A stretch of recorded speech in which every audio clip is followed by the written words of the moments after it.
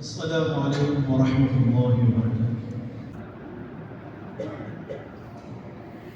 إن الحمد لله نحمده ونستعينه ونستغفره ونؤمن به ونتوكل عليه ونعوذ بالله من شرور أنفسنا ومن سيئات أعمالنا. من يهده الله فلا مضل له ومن يضلله فلا هادي له. ونشهد أن لا إله إلا الله وحده لا شريك له ونشهد أن محمدا عبده ورسوله. اللهم صل على محمد وعلى آله وصحبه وسلم. أما بعد،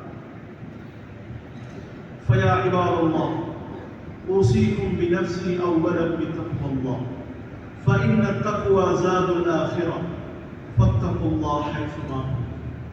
فقد قال الله سبحانه وتعالى في القرآن الكريم بعد أعوذ بالله من الشيطان الرجيم بسم الله الرحمن الرحيم إن الذين آمنوا وعملوا الصالحات سيجعل لهم الرحمن ودا. صدق الله.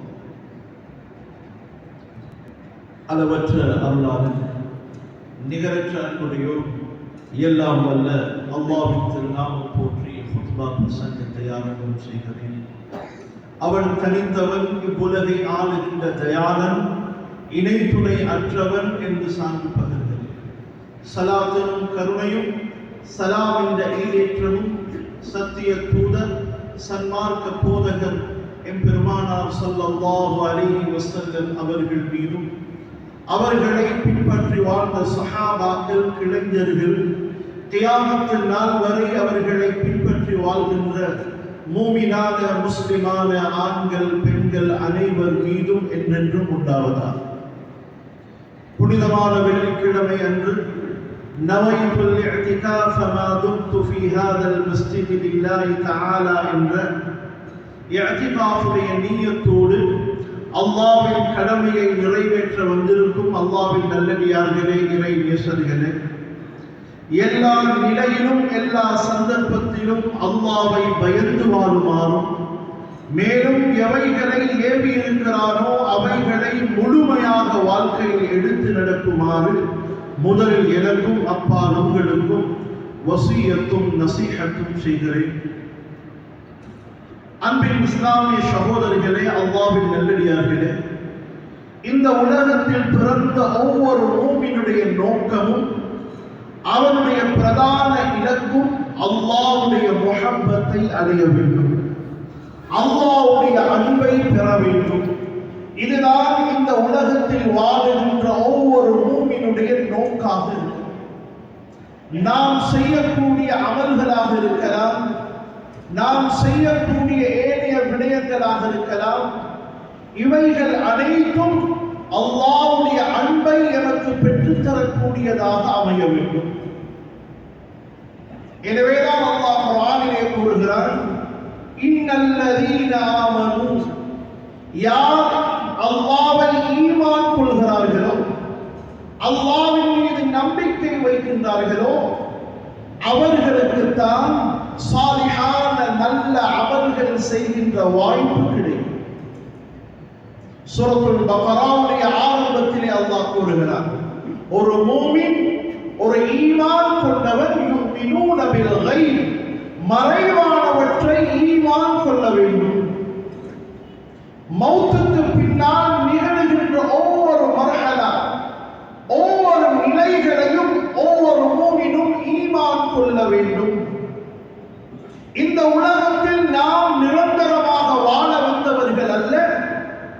மௌத்துக்கு பின்னால் நீண்ட வாழ்க்கை இருக்கிறது. அந்த வாழ்க்கையின் ஒவ்வொரு கட்டமும் மிக பயங்கரமானது. எனவே இவைகளை யார் ஈமான் கொண்டிருக்கிறார்களோ அவர்களுக்குத்தான் சாலிஹான நல்ல அமல்கள் செய்வதற்கான வாய்ப்பை அல்லாஹ் கொடுக்கிறார். யாருடைய உள்ளத்தில் ஈமான் இல்லையோ அவர்கள் நல்ல அமல்கள் செய்வதில் ஆர்வம் காட்ட மாட்டார்கள். நல்லவைகளை கேட்டும் அதன் மூலம் பயனடைய மாட்டார்கள். எனவேதான் அல்லாஹ் குர்ஆனிலே கூறுகிறார், வதக்கிர் ஃபஇன்ன ذிக்ரா தன்ஃபஉல் முஃமினீன். நபியே, இந்த குர்ஆனை கொண்டு நீங்கள் மக்களுக்கு உபதேசம் செய்வீர்களாக. இந்த உபதேசம் அல்லாஹ்வை ஈமான் கொண்டவர்களுக்கு தான் பயனளிக்கும். தபூக்குடைய சந்தர்ப்பத்திலே பல முனாஃபிக்குகள் அந்த யுத்தத்தில் கலந்து கொள்ள முடியாமல் போனதற்கு பலவிதமான பொய் காரணங்களை சொன்னார். பொய்யான காரணங்களை சொன்ன பொழுது ரசூலுல்லாஹ் அவர்களை தண்டிக்கவில்லை. அவர்கள் முனாஃபிக்குகள். அவர்களுடைய உள்ளத்திலே ஈமான் கிடையாது. வெளிரங்கத்திலே அவர்கள் மூமின்களை போன்று இருந்தாலும் அவர்களுடைய உள்ளத்திலே உண்மையான ஈமான் கிடையாது. அவர்களை ரசூலுல்லாஹ் தண்டிக்கவில்லை. கஅப் இப்னு மாலிக் ரலியல்லாஹு தஆலா அவர்கள் வருகிறார். அல்லாஹ்வை ஈமான் கொண்ட உண்மையான மூமின். அவர்கள் சொன்னார்கள், யா ரசூலல்லாஹ், ஏனையவர்கள் சொல்வதை போன்ற போலி காரணங்களை என்னால் சொல்ல முடியாது. இந்த உலகத்தில் உங்களுடைய கோபத்தில் இருந்து நான் தப்பிவிடலாம். மௌத்துக்கு பின்னால் நீண்ட வாழ்க்கை இருக்கிறது. அல்லாஹ்வுடைய சன்னிதானத்தில் நான் விசாரிக்கப்படுவேன். அந்த நேரத்தில் என்னால் தப்ப முடியாது. யா ரசூலல்லாஹ், இன்று நான் செழிப்பாக இருப்பதை போன்று எப்பொழுதும் செழிப்பாக இருப்பது. அறுவடை காலம், பேரித்த பழங்கள் பூத்து குலுங்குகின்ற காலம், செல்வ செழிப்போடு நான் இருந்த காலம். நாளைக்கு செல்லலாம், நாளை மறுதினம் செல்லலாம் என்று எண்ணிக்கொண்டே இந்த சந்தர்ப்பத்தை நான் தவறவிட்டேன். ரசூல் ஸல்லல்லாஹு அலைஹி வஸல்லம் மௌனமாக இருந்தார், நிதானமாக இருந்தார்கள். சொன்னார்கள், அல்லாஹ்வுடைய முடிவு வரும் வரை நான் எதுவும் சொல்லவில்லை. கண்ணியமான சகோதரர்களே, அல்லாஹ்வின் நல்லடியார்களே, ரசூலுல்லாஹ் சொன்னார்கள், ஃபலா யுகல்லிம் அஹதும் மின்கும். உங்களை யாரும் அவரோட பேசக்கூடாது, யாரும் பேசக்கூடாது. சில நாட்களுக்கு சொன்னார்கள், அவருடைய மனைவிமார்களை அவர்களை விட்டு தூரமாக்கினார். கஅப் இப்னு மாலிக் ரலியல்லாஹு அன்ஹு அவர்கள் சொன்னார்கள், இவ்வளவு விசாலமான இந்த உலகம் எனக்கு நெருக்கடியாகிவிட்டது. இந்த உலகத்தில் வாழ்வதே எனக்கு சிரமமாகிவிட்டது. என்னை நேசித்தவர்கள், என்னுடைய மனைவி, என்னுடைய பிள்ளைகள், என்னுடைய நேசர்கள் யாரும் என்னோடு பேசவில்லை. 50 நாட்கள் ரசூலுல்லாஹ் அவர்களோடு பேசவில்லை. 50 நாட்களுக்கு பின்னால் அவர்களுடைய தௌபா. கண்ணியமான சகோதரர்களே, நாம் பெற வேண்டிய படிப்பினை என்னவென்றால், யாருடைய உள்ளத்தில் ஈமான் இருக்கிறதோ, யாருடைய உள்ளத்தில் அல்லாஹ்வுடைய பயம் இருக்கிறதோ, அவர்களுக்குத்தான் இந்த குர்ஆன், இந்த போதனைகள் பயனுள்ளதாக அமையும். யாருடைய உள்ளத்தில் ஈமான் இல்லையோ அவர்களுக்கு எம்மால் எதுவும் செய்ய முடியாது. கண்ணியமான சகோதரர்கள், எனவேதான் அல்லாஹ் குர்ஆனிலே கூறுகிறார், இன்னல்லதீன ஆமனூ, நிச்சயமாக அல்லாஹ்வை ஈமான் கொண்டு வஅமிலுஸ் ஸாலிஹாத், சாலிஹான நல்ல அமல்களை யார் செய்கிறார்களோ, சயஜஅலு லஹுமுர் ரஹ்மானு வத்தா, அவர்களை சுற்றி வாழ்கின்ற மூமின்களுடைய உள்ளத்தில் அவர்களுடைய முஹப்பத்தை, அன்பை அல்லாஹ் ஏற்படுத்துவார். கண்ணியமான சகோதரிகளே, எமது ஒவ்வொருவருடைய நோக்கம் அல்லாஹ்வுடைய முஹப்பத்தை, அல்லாஹ்வுடைய திருப்தியை அடைய வேண்டும். அதே போன்று எம்மை சுற்றி வாழுகின்ற மக்களுடைய துஆவையும் பெற வேண்டும். இந்த உலகத்தை விட்டு நாம் பிரிகின்ற பொழுது, நாம் மரணிக்கின்ற பொழுது, எமக்காக துஆ செய்யக்கூடிய நல்ல மனிதர்களை நாம் சம்பாதித்து விட்டு இந்த உலகத்தை விட்டு செல்ல வேண்டும். கண்ணியமான சகோதரிகள், ஃபுதைல் இப்னு இயாத் ரஹிமஹுல்லாஹ் அவர்கள் கூறுகிறார்கள், ஹிஜ்ரி 2ஆம் நூற்றாண்டில் வாழ்ந்த ஒரு மகான் குராசான் பகுதியிலே வாழ்கிறார். மஸ்ஜிதுல் நபவியிலும் மதீனாவிலே ஹரம் ஷரீஃபிலும் அதிகமாக வணக்க வழிபாடுகளில் ஈடுபட்டவர். அவர்கள் சொல்லுகிறார்கள், ஏனைய மனிதர்களுடைய துஆவை நாம் அடைந்ததெல்லாம், எங்களை சுற்றி வாழுகின்ற மக்களுடைய துஆவை, முஹப்பத்தை, பிரார்த்தனையை நாம் அடைந்து கொண்டதெல்லாம் அதிகமாக தொழுத காரணத்தினாலோ, அதிகமாக நோன்பு நோற்ற காரணத்தினாலோ அல்ல. எங்களோட வாழ்க்கையில 3 பண்புகள் இருக்க வேண்டும். எங்களோட வாழ்க்கையில 3 பண்புகள் இருந்தால்தான் எம்மை மக்கள் நேசிப்பார்கள். நாம் மரணித்த பிறகு எமக்காக துஆ செய்வார். சில நேரம் நாம் பார்ப்பதுண்டு, சில ஜனாசா செய்திகள் மஸ்ஜிதுகளில் அறிவிப்பு செய்யப்படும் அல்லது சமூக ஊடகங்களின் ஊடாக இன்னார் மரணித்து விட்டார் என்ற செய்தி அவருக்கு கிடைக்கும். சில நேரம் அவருக்கு துஆ செய்யணும் என்ற எண்ணம் கூட எங்களுக்கு வராது. எங்களோட மஹல்லால, எங்களோட ஊர்ல எங்களோடு வாழ்ந்த ஒருவர் மரணிக்கின்ற செய்தி கேள்விப்படுகிறோம்.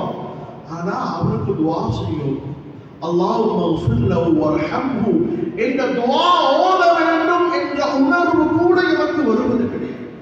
சில நேரம் சடங்குக்காக, ஊருக்காக நாம் சொல்வோம், வேலைக்கு செல்கின்ற வழியில் ஜனாசா வீட்டுக்கு போயிட்டு போவோம், ஜனாசா வீட்டுக்கு தலையை காட்டிட்டு வருவோம்.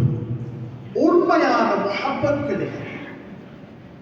கண்ணியமான சகோதரர்களே, நாம் ஒவ்வொருவரும் மரணித்த பிறகு, எமது உயிர் இந்த உடலை விட்டு பிரிந்த பிறகு, பல கோடிக்கணக்கான சொத்துக்களை எமது பெயரில் எழுதி வைத்தாலும், பல கோடிக்கணக்கு பெறுமதியான வீடுகளை எமது பெயரில் பத்திரம் பண்ணினாலும், விலை உயர்ந்த வாகனங்களை எமது பெயரில் எழுதி வைத்தாலும் அந்த மையத்துக்கு எந்த நலமும் கிடையாது. நாம் மரணித்து விட்டோம். கோடிக்கணக்கான சொத்துக்கள் அந்த ஜனாசாவின் பெயரில் எழுதினாலும் எந்த பயனும் கிடையாது. இந்த உலகத்தில் அப்படிப்பட்ட வாழ்க்கையை சிலர் வாழ்ந்து கொண்டிருக்கிறார். கண்ணியமான சகோதரர்களே, அந்த நேரத்திலே அந்த ஜனாசாவுக்கு பயனளிக்கும் அவர்களை சுற்றி வாழ்ந்த மனிதர்கள் அவர்களுக்காக துஆ செய்யும். அல்லாஹும்ம ஃபிர் லஹு வர்ஹம்ஹு, யா அல்லாஹ் என்னுடைய பாவங்களை மன்னித்து இவருக்கு அருள் பாலிப்பாயாக என்று துஆ செய்யும். கவலையோடு அந்த ஜனாசால கலந்து கொள்ளும். அந்த ஜனாசா அடக்கம் செய்யும் வரை அந்த இடத்துல இருந்து அந்த மையத்துக்காக துஆ செய்யும். இப்படிப்பட்ட இத்தனை மனிதர்களை நாம் சம்பாதித்து வைத்திருக்கிறோம். இந்த உலகத்தில் நாம் எப்படிப்பட்ட வாழ்க்கையை வாழ்ந்து கொண்டிருக்கிறோம். கண்ணியமான சகோதரர்களே, எனவேதான் ஃபுதைல் இப்னு இயாத் ரஹ்மத்துல்லாஹி அவர்கள் சொன்னார்கள், முதலாவது ஒவ்வொரு மனிதனிடம் இருக்க வேண்டும் சஹாஉன் நஃப்ஸ், கொடுக்க வேண்டும் என்ற உணர்வு.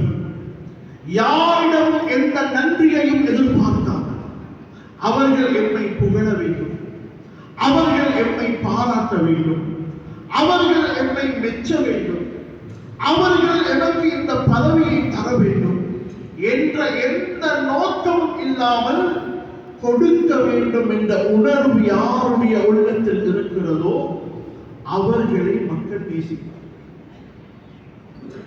ரசூல் ஸல்லல்லாஹு அலைஹி வஸல்லம் அவர்கள் நுபுவத்துக்கு முன்பாக, நுபுவத் கிடைப்பதற்கு முன்பாக ரசூலுல்லாஹுடைய 37வது வயதிலே இருந்து தன்னை சுற்றி வாழ்ந்த சமூகத்தை பற்றி சிந்தித்தார். இவர்கள் பாவம் செய்து கொண்டிருக்கிறார், அல்லாஹ்வுடைய அருளை விட்டும் தூரமாகிக் கொண்டிருக்கிறார்கள், மனிதர்களால் விரும்ப முடியாத பாவங்களை செய்து கொண்டிருக்கிறார் என்று கவலைப்பட்டார். ரசூலுல்லாஹுடைய 40வது வயதிலே ரசூலுல்லாஹுக்கு முதலாக வஹ்யை எடுத்துக்கொண்டு ஜிப்ரீல் அலைஹிஸ்ஸலாம் அவர்கள் வருகிறார். ரசூலுல்லாஹ் பயந்து விடுகிறார். முதலாக ஜிப்ரீல் அலைஹிஸ்ஸலாம் அவர்களை பார்த்த பொழுது ரசூலுல்லாஹ் பயந்து விடுகிறார், பயப்படுகிறார். சூரத்துல் அலக்குடைய முதல் 5 வசனங்களும் இறங்குகிறது. பயத்தோடு பதட்டத்தோடு தன்னுடைய மனைவி ஹதீஜா ரலியல்லாஹு தஆலா அன்ஹா அவர்களை நோக்கி வருகிறார். சொன்னார்கள், இப்படியான ஒரு நிகழ்வு பயத்தோடும் பதட்டத்தோடும் சொல்கிறார். அந்த நேரத்தில் ஹதீஜா ரலியல்லாஹு தஆலா அவர்கள் சொன்னார்கள், ஃபவல்லாஹி லா யுஹ்ஸீக அல்லாஹு அபதா. அல்லாஹ்வின் மீது சத்தியமாக நிச்சயமாக அல்லாஹ் உங்களை கேவலப்படுத்த மாட்டார். மக்களுடைய உள்ளத்திலிருந்து அவட முஹப்பத்தை உங்களோட கண்ணியத்தை அல்லாஹ் நீக்க மாட்டார் சொல்லிவிட்டு சொன்னார்கள், நுபுவத் கிடைக்கவில்லை. குர்ஆனுடைய முதல் 5 வசனங்கள் அப்பொழுதுதான் இறங்கி இருக்கிறது. ரசூலுல்லாஹ் நபி என்று இன்னும் ரசூலுல்லாஹ்வுக்கு உறுதியாகவில்லை. அதன் பிறகுதான் வரக்கத்து நௌஃபலை சந்திக்கிறார்கள். ஒரு நீண்ட வரலாறு. முதல் 5 வசனங்கள் மாத்திரம்தான் இறங்கியுள்ளது. இந்த சந்தர்ப்பத்தில் ஹதீஜா ரலியல்லாஹு தஆலா அன்ஹா சொல்றாங்க, உங்களை அல்லாஹ் கேவலப்படுத்த மாட்டான். வ இன்னக லதஸிலு ரஹிம். நீங்க உறவுகளை சேர்த்து வாழ்கிறீர்கள். உங்களோட குடும்ப உறவுகளை நீங்க மதித்து சேர்ந்து வாழ்கிறீர்கள். கண்ணியமான சகோதரர்களே, இன்று எமது வாழ்க்கையை பார்க்க சில நேரம் சில மனிதர்கள் தன்னுடைய மனைவியின் முஹப்பத்தை கூட பெற்றிருக்க மாட்டார். 30 வருடம் 40 வருடம் அந்த பெண்ணோடு குடும்ப வாழ்க்கை நடத்தி இருந்தாலும் சிலருடைய வாழ்க்கை முறை தன்னுடைய மனைவியின் அன்பை கூட பெற்றிருக்க மாட்டார். அவர் இருக்கும் பொழுது மனைவி அவரை புகழுவார், அவர் இல்லாத போது அவரை விமர்சிப்பார். ஒரு சடங்கான ஒரு வாழ்க்கை. ஏன்? எமக்கும் அல்லாஹ்வுக்குமான தொடர்பு கிடையாது. கண்ணியமான சகோதரிகளே, சில நேரம் சில மனிதர்களை மனைவியின் முன்னால் புகழுகின்ற பொழுது அந்த மனைவியுடைய உள்ளத்தில் தோன்றலாம், இவரையா எல்லாரும் புகழுகிறார்கள், இவரை பற்றி எனக்கு அல்லவா தெரியும், இவருடைய தனிப்பட்ட அமல்கள், இவருடைய பண்பாடுகள், இவருடைய ஒழுக்கம், இதுவெல்லாம் எனக்கல்லவா தெரியும் என்று அந்த மனைவி எண்ணுகின்ற விதத்தில் தான் எமது குடும்ப வாழ்க்கை இருக்கிறது. கண்ணியமான சகோதரிகள், எமது மனைவியின் அன்பை கூட எம்மால் பெற முடியாத வாழ்க்கையை சிலர் வாழ்ந்து கொண்டிருக்கிறார். சில நேரம் நாம் பெற்றெடுத்த பிள்ளைகள் சில நிகழ்வுகளை கேள்விப்படுகிறோம். தன்னுடைய தந்தையின் ஜனாசாவுக்கு கூட அந்த பிள்ளைகள் வருவது கிடையாது. சில நேரம் மகனுடைய ஜனாசாவுக்கு தந்தை செல்வது கிடையாது. இப்படியான வாழ்க்கையை வாழ்ந்து கொண்டிருக்கிறோம். கண்ணியமான சகோதரிகளே, எமது மனைவி பிள்ளைகளின் முஹப்பத்தை கூட பெற முடியாத நாம் ஏனைய மனிதர்களுடைய அன்பை எவ்வாறு பெற முடியும்? கண்ணியமான சகோதரிகளே, எமது குடும்ப வாழ்க்கை எப்படி இருக்கும்? அல்லாஹ்வுடைய அருளால் மிக விசாலமான மஸ்ஜிதில் அதிகமான மக்கள் தொழுகிறார்கள், அதிகமான மக்கள் நோன்பு நோக்கிறார்கள், சதகாக்கள் தான தர்மங்கள் எல்லாம் கொடுக்கப்படுகிறது. இந்த அமல்கள் மூலமாக கிடைக்க வேண்டிய பண்பாடு, ஒழுங்கு, நல்ல அகலால் இது எம்மிடம் வர வேண்டும். கண்ணியமான சகோதரர்கள், மேலும் சொன்னார்கள், வதஸ்துல் ஹதீஸ், உண்மையை பேசுகிறீர்கள். ரசூலுல்லாஹ் எப்பொழுதும் உண்மை பேசுவார். கண்ணியமான சகோதரர்களே, இன்று நாம் அதிகமான மக்கள் எம்மை வெறுப்பதற்கு காரணம் எம்மிடம் உண்மை கிடையாது. வியாபாரத்திற்காக யாரையாவது எமக்கு மேலுள்ளவர்களை சந்தோஷப்படுத்துவதற்காக, எம்மை சுற்றி வாழ்கிறவர்களை திருப்திப்படுத்துவதற்காக ரப்பை கோபித்துக் கொள்கிறோம், ரப்புடைய முஹப்பத்தை இழக்குகிறோம். கண்ணியமான சகோதரிகளே, ரசூலுல்லாஹ் உண்மை பேசினார். மேலும் சொன்னார்கள், வதஹ்மீலுல் கல்ல, அடுத்தவருடைய கஷ்டங்களை நீங்கள் சுமந்து கொள்கிறீர்கள். அடுத்தவருடைய கஷ்டங்களை தன்னுடைய கஷ்டமாக ரசூலுல்லாஹ் பார்த்தார்.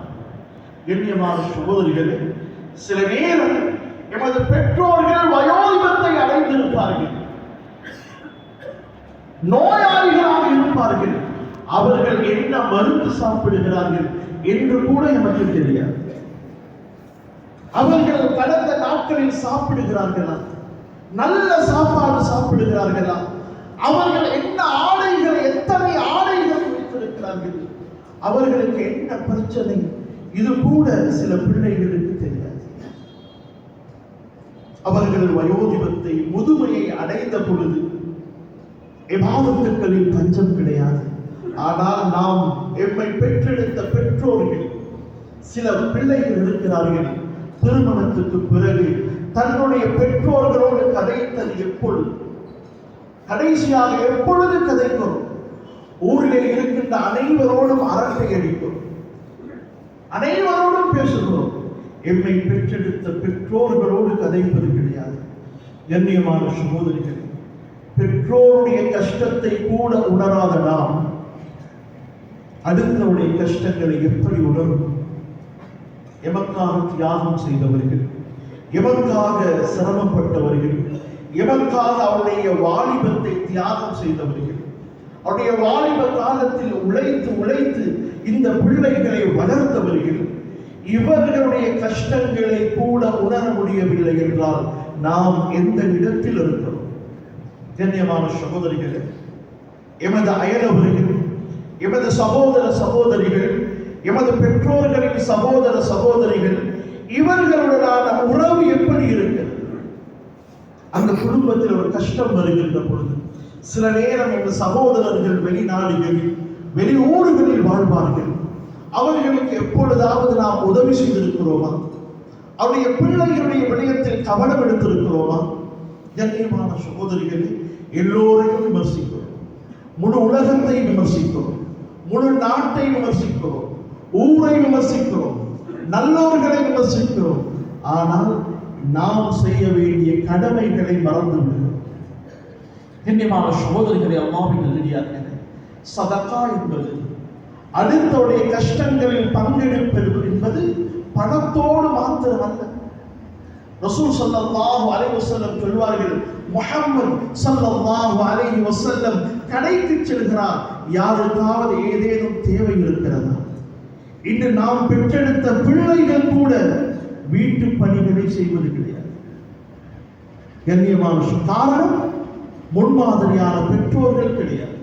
நாம் எப்பொழுதாவது எமது சகோதரர்களிடத்தில், எமது பெற்றோர்களிடத்தில், உங்களுக்கு ஏதாவது தேவை இருக்கிறதா, உங்களுக்கு ஏதாவது வாங்கணுமா, நான் இந்த இடத்துக்கு போறேன், உங்களுக்கு ஏதாவது தேவை இருக்கிறதா என்று சொல்லி கேட்கின்ற வளமை இருக்கிறதா? கண்ணியமான சகோதரிகளே, ரசூலுல்லாஹ் மதீனாவிலே செல்லுகின்ற பொழுது யாராவது நடந்து சென்றால், ரசூலுல்லாஹ் தன்னுடைய வாகனத்தில் இடம் இருந்தால் அவர்களை ஏற்றிச் செல்வார்கள். சில முடியாதவர்கள், வயோதிபர்கள் தனது பொருட்களை வாகனத்தில் ஏற்றுவதற்கு சிரமப்பட்டால் ரசூலுல்லாஹ் அவர்களுக்கு உதவி செய்வார்கள். இது எதுவும் செய்ய முடியாதா? அவர்களோடு அழகாக புன்முறுவல் பூப்பார்கள், அடுத்த முஸ்லிமை பார்த்து சிரிப்பார்கள், அவர்களோடு அன்பை பரிமாறிக்கொள்வார்கள், அவர்களுக்கு சலாம் சொல்லுவார்கள். இப்படியெல்லாம் ரசூலுல்லாஹ் முன்மாதிரிகளை காட்டி தந்திருக்கிறார்.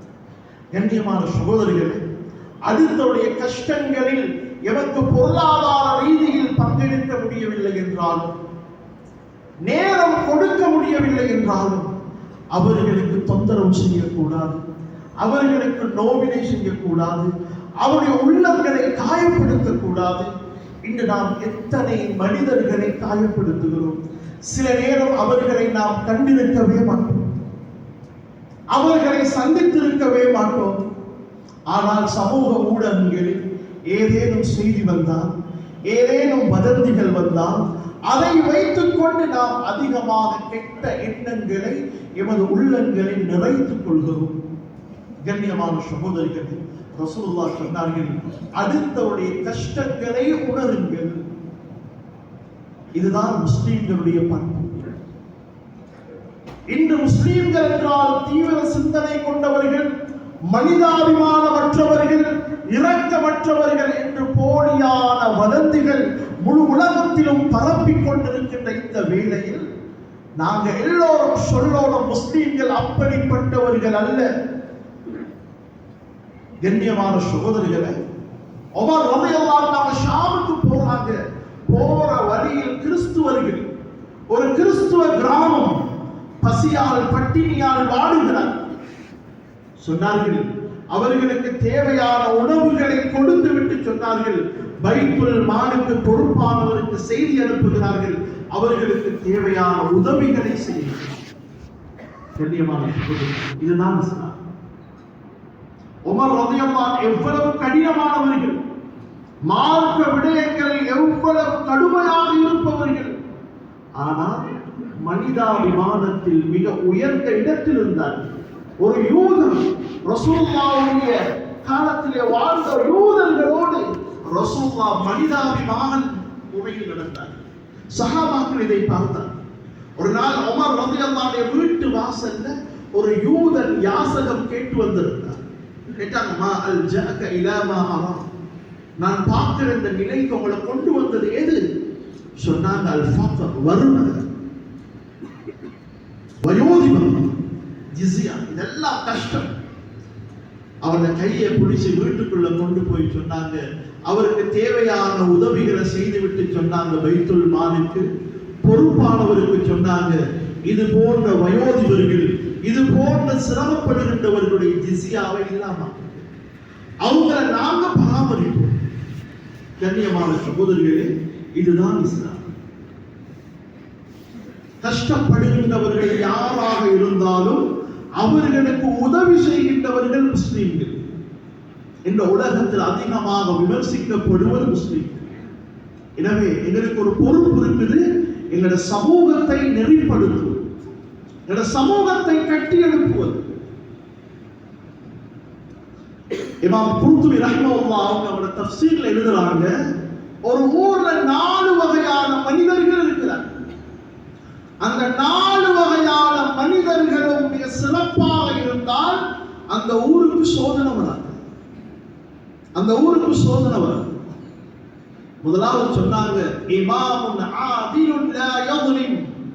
இன்றைய காலத்தில் அநீதி இழைக்காத அரசர், இமாம்கள், மஸ்ஜித் நிர்வாகிகள், சமூக தலைவர்கள், இவர்கள் யாருக்கும் அநியாயம் செய்யாதவர்களாக நீதமானவர்களாக இருந்தால் அந்த ஊருக்கு அல்லாஹ் சோதனை வராது. சிறந்த தலைவர்கள், சமூக அக்கறையோடு அல்லாஹ்வுடைய பொருத்தத்தை அடைவதற்காக உழைக்கின்ற நல்ல சமூக தலைவர்கள், மஸ்ஜித் நிர்வாகிகள், சமூகத்தின் தலைவர்கள் எந்த ஊர்ல நீதமானவர்களாக இருக்கிறார்களோ அந்த ஊருக்கு அல்லாஹ் சோதனை வராது. இரண்டாவது சொன்னாங்க, உலமாஉம் அலா சபீலில் ஹுதா, நேர்வழி காட்டுகின்ற, சத்தியத்தை சொல்லுகின்ற, மக்களுக்கு தேவையான வழிகாட்டல்களை வழங்குகின்ற உலமாக்கள். எங்களுக்கு தெரியும், இந்த உலகத்தில் உஸ்மானிய கிலாஃபத்துடைய வீழ்ச்சிக்கு பிறகு, இஸ்லாமிய ஆட்சியின் வீழ்ச்சிக்கு பிறகு எங்கெல்லாம் முஸ்லிம்கள் சிறுபான்மையாக வாழ்ந்தார்கள் அங்கெல்லாம் ஜம்இய்யத்துல் உலமா உருவாக்கப்பட்டது. உலமாக்கள் எல்லோரும் ஒன்று சேர்ந்து இந்த மக்களுக்கு மார்க்க ரீதியான வழிகாட்டல் வழங்கணும், இந்த மக்களுடைய ஆகிரத்தை பாதுகாக்கணும்,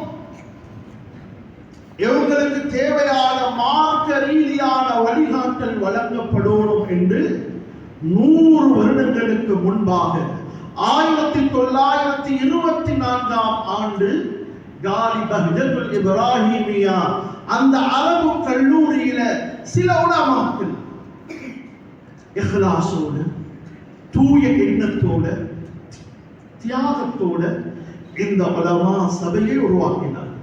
இந்தியால, சவுத் ஆப்பிரிக்கால உருவாக்கினது போல அவங்க வழங்கினாங்க, இஸ்லாமிய ஆட்சி வீழ்ச்சி அடைந்து விட்டது, முஸ்லிம்கள் சிதறி விட்டார்கள், முஸ்லிம் சமூகத்துக்கு பலவிதமான சவால்கள் உள்ளன. நாங்க உலகத்தை மையமாக கொண்டு வாழ்கின்றவர்கள் அல்ல, எமக்கு ஒரு மார்க்கம் இருக்கிறது, எமக்கு வழிகாட்டல் இருக்கிறது. நாங்க எப்படி கொள்வோம், நாங்க எப்படி திருமணம் முடிக்கணும். 1951க்கு முதலே இந்த நாட்டில் வாழ்ந்த உலமாக்கள் இந்த நாட்டுக்கு சுதந்திரம் கிடைப்பதற்கு முன்பாகவே எங்களோட திருமணம் எப்படி அமையும்? திருமணம் என்பது முஸ்லிம் சமூகத்தை பொறுத்தவரையில் ஒரு சடங்கு சம்பிரதாயம் அல்ல. இதை பாதுகாத்தார்கள்.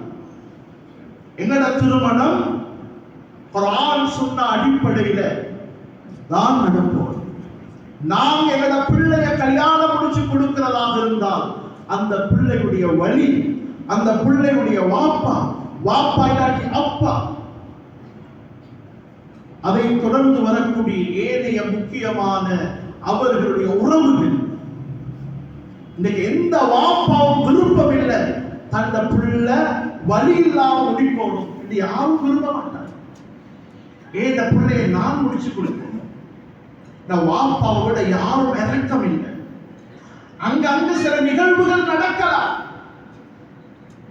அல்லாஹ்வுடைய பயம் இல்லாத சில தந்தைமார்களால் அங்கங்க சில பிரச்சனைகள், சில விடயங்கள் நடக்கலாம்.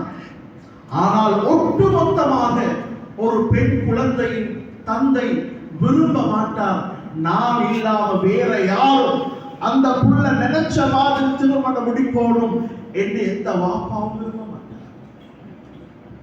கண்ணியமான சகோதரிகள், நீங்க அப்படி வழி இல்லைண்டா உலமாக்கள் குர்ஆன் சுன்னாவை படித்தவர்கள் அதை பார்த்து கொண்டு இருக்க முடியாது. அவர்கள் சொல்லும். கண்ணியமான சகோதரிகள், சிறார்களும் இந்த சபையில் இருக்கிறாங்க, சில விடயங்களை சொல்ல முடியாது. இன்றைக்கு மிருகங்கள் கூட செய்ய துணியாத காரியங்களை நாகரீகம் என்ற பெயரில் மனித சமூகம் செய்வதற்கான வழிகாட்டல் வழங்கப்படும். LGBT என்ற அடிப்படையில் மிருகங்கள் கூட அவ்வாறு நடக்காது. இந்த ஒழுக்கம் இல்லாமல் முஸ்லிம் சமூகத்துடைய குடும்ப கட்டமைப்பை சீரமைக்க கூடாது. இன்றைக்கு உலகத்தில் முஸ்லிம் சமூகம் மாத்திரம்தான் தன்னுடைய குடும்ப கட்டமைப்பை பேணி பாதுகாத்து வருது. இதை உடைக்கணும். முஸ்லிம் சமூகத்துடைய குடும்ப கட்டமைப்பை உடைக்கணும். இவர்கள் பல காரணங்கள் சொல்லலாம். பொருளாதார ரீதியாக பலவிதமான வசதிகள், வாய்ப்புகள் எல்லாம் கிடைக்கும். ஆனா முஸ்லிம்களை பொறுத்த வரையில இந்த உலகத்தோடு எமது வாழ்க்கை முடிவடைவது கிடையாது. எனவே கண்ணியமான சகோதரி, எனக்கு ஒரு மார்க்கம் இருக்கிறது, எங்களுக்கு ஒரு ஒழுக்கம் இருக்கிறது, எமக்கான கலாச்சாரம் இருக்கிறது. எனவே எமது மூத்த ஆலிம்கள் அல்லாஹ் அவர்களுக்கு அருள் பாலிக்க வேண்டும். மிக கடினமான கட்டங்களிலும் இந்த முஸ்லிம் சமூகத்துடைய குடும்ப கட்டமைப்பை பாதுகாப்பதற்காக பாடுபட்டார். அதற்காக பாடுபடுகின்ற பொழுது அவர்களை கொச்சைப்படுத்தி, அவர்களை விமர்சித்து, இவர்கள் பெண்களுக்கு உரிமை வழங்குவது கிடையாது, இது போன்ற வதந்திகளை சொல்லி இன்று முஸ்லிம் சமூகத்துடைய வாலிபர்கள், துறை சார்ந்தவர்கள், படித்தவர்களுக்கு மத்தியில் பிழையான வதந்திகளையும் பிழையான வாதங்களையும் முன்வைத்து வருகின்ற ஒரு மோசமான காலத்தில் வாழ்கிறோம். எனவே கண்ணியமான சகோதரிகளே, எனவேதான் அகில இலங்கை ஜம்மியத்துல் உலமா இந்த நாட்டில் 24 மாவட்டங்களிலும் 165 கிளைகள் உலமாக்கள் தியாகத்து. இங்க யாருக்கும் எந்த கொடுப்பனவுகளும் கொடுப்பது கிடையாது. அவர்களுடைய தன்னார்வம் மூலமாக இந்த சமூகத்திற்காக அவருடைய கடமை ஆகிரத்தில் அல்லாஹ் அவர்களிடம் அதை பற்றி வினவுவார்.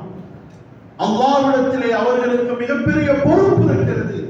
எனவே அந்த ஊரை அழகாக வழிநடத்துகின்ற உலமாக்கள்.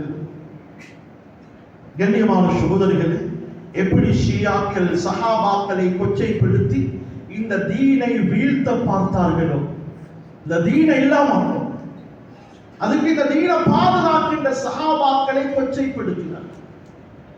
இன்றைக்கு இலங்கை வாழ் முஸ்லிம் சமூகத்துக்கும் உலமாக்களுக்குமான இணைப்பு மிக பலமானது. உலமாக்களை நேசிக்கின்ற பல கோடி மக்கள் வாழ்கிறார். உலமாக்களை நேசிக்கிறார். உலமாக்களுடைய முகப்பத்தோடு வாழுகின்ற மக்கள் வாழுகின்ற நாடு. எனவே பார்க்கிறார்கள், உலமாக்கள் இந்த சமூகத்தை விட்டும் தூரமாக, மக்களுக்கிட்ட இருந்து உலமாக்களை தூரமாகும். உலமாக்களுக்கும் மக்களுக்குமான தொடர்பை இல்லாமக்கணும். இதற்கான முயற்சிகள் நடைபெற்று. எனவே கண்ணியமான சகோதரிகள், குர்ஆன் சுன்னா அடிப்படையில் தான் எல்லா வழிகாட்டல்களும் வழங்கப்பட்டுள்ளது. இந்த நாட்டில் நாங்கள் சிறுபான்மை சமூகமாக வாழ்ந்து கொண்டிருக்கிறோம். எனவே அதற்கான வழிகாட்டல் முஸ்லிம் சமூகத்துடைய வியாபாரிகள், எமது சொத்துக்கள், இந்த நாட்டில் நடக்கக்கூடிய நல்ல காரியங்கள் அனைத்தும் மஸ்ஜித் நிர்வாகமாக இருக்கலாம், மதரசாக்களாக இருக்கலாம், பாடசாலைகளாக இருக்கலாம், நல்ல காரியங்களாக இருக்கலாம்.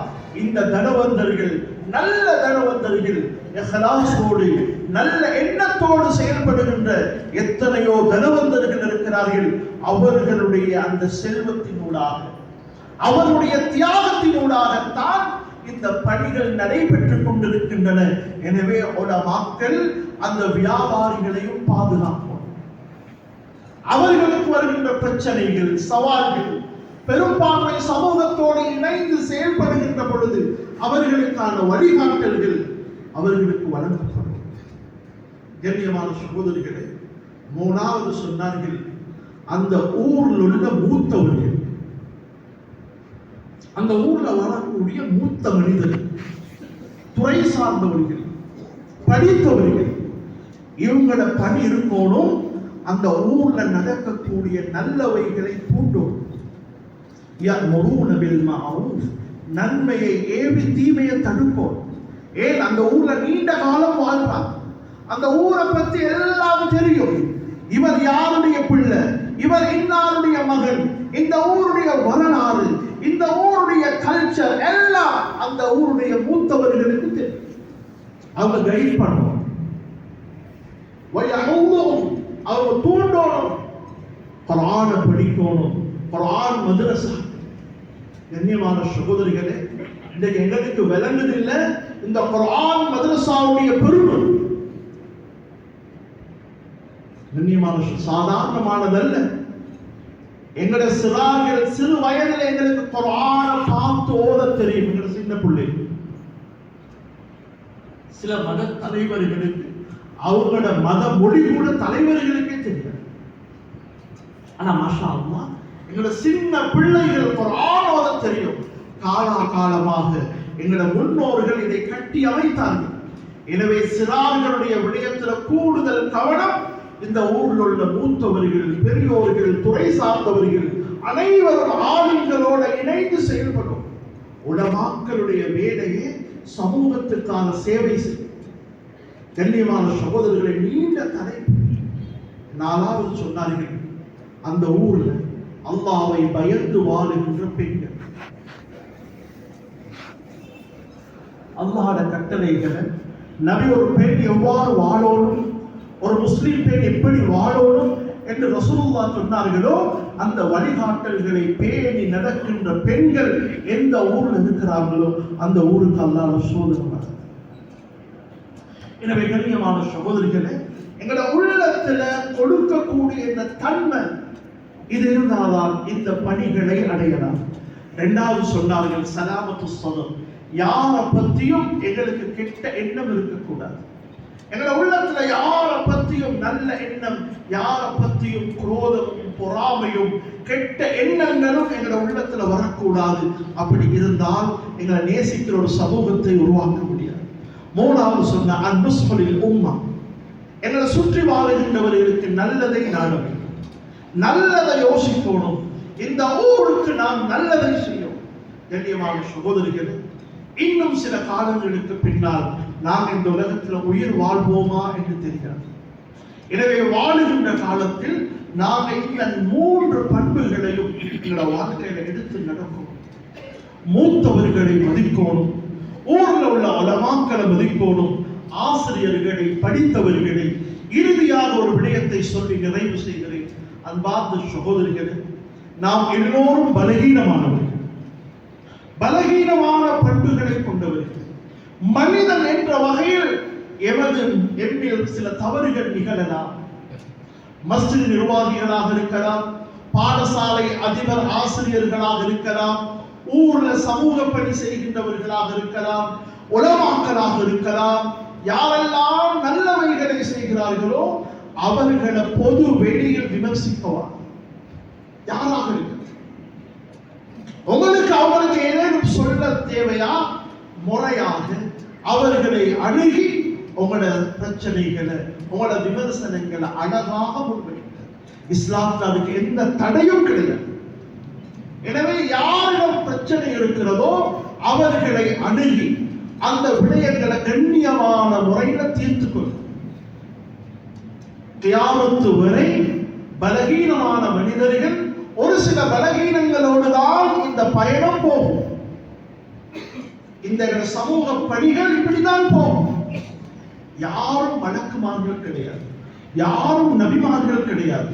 மஸ்ஜித் நிர்வாகியாக இருக்கலாம், உலமாக்களாக இருக்கலாம், ஆசிரியர்களாக இருக்கலாம், தொண்டு நிறுவனங்களை சேவை செய்யக்கூடியவர்களாக இருக்கலாம். அவங்கள்ட்ட மனித பலகீனங்கள் இருக்கும், அவங்களோட பிரைவசிகள் இருக்கும், அவங்களோட தனிப்பட்ட விடயங்கள் இருக்கும். அவைகளை துருவி ஆராய்வதற்கு நாம் படைக்கப்பட்டவர்கள் அல்ல. எனவே கண்ணியமான சகோதரிகளே, நாம் மரணிக்கின்ற பொழுது அல்லாஹ்வுடைய அன்பையும் எம்மை சுற்றி வாழுகின்ற மக்களுடைய துஆவையும் நாம் பெற வேண்டும் என்றால் இந்த விடயங்களை எமது வாழ்க்கையில் எடுத்து நடக்க வேண்டும். அத்தகைய நல்லவர்களாக வல்லவனாக நம் அனைவரையும் ஆக்கியல்வானாக. யா அல்லாஹ் எங்கள் பாவங்களை மன்னித்தருள்வாயாக. யா அல்லாஹ் எமது பெற்றோர்களின் பாவங்களை மன்னித்தருள்வாயாக. யார் யாரின் பெற்றோர்கள் கபறுகளில் வாழ்கிறார்களோ அவருடைய கபறுகளை சுவன பூங்காவாக ஆக்கியருள்வாயாக. யா அல்லாஹ் வயோதிபத்தை அடைந்திருக்கின்ற எமது பெற்றோர்கள், நோயாளிகள் அனைவரையும் நீ ஆரோக்கியமாக ஆஃபியத்தாக வாழ வைப்பாயாக. யா அல்லாஹ் உலகிலே, பாலஸ்தீனிலே, கஸாவிலே அப்பாவி மக்கள் கொலை செய்யப்பட்டுக் கொண்டிருக்கிறார்கள். யா அல்லாஹ் சிறு பிள்ளைகள் பட்டினியால் இறந்து கொண்டிருக்கிறார்கள். யா அல்லாஹ் மனிதாபிமான